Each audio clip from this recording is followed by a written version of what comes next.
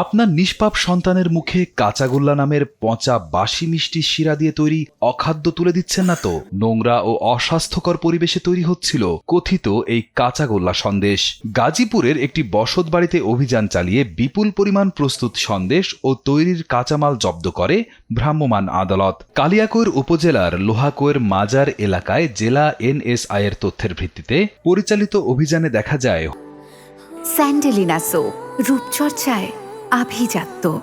Hotel ও মিষ্টির দোকানের নষ্ট ও পরিত্যক্ত মিষ্টির শিরা ব্যবহার করে শিশুদের জন্য কথিত কাঁচাগোল্লা সন্দেশ তৈরি করা হচ্ছিল। পরে জব্দ করা সন্দেশ ও কাঁচামাল পচা ডোবায় ফেলে ধ্বংস করা হয়। সেখানে দেখতে পাই বিভিন্ন হোটেল রেস্তোরাঁর যে শিরা থাকে, মিষ্টির শিরা, মিষ্টি বিক্রি করার পরে যে অব্যবহৃত শিরাটা রয়ে যায়, সেই পচা শিরাটা তারা কালেক্ট করে তারা নাটোরের কাঁচাগোলা নামে কাঁচাগোলা বানাচ্ছেন আর কি বাসায়।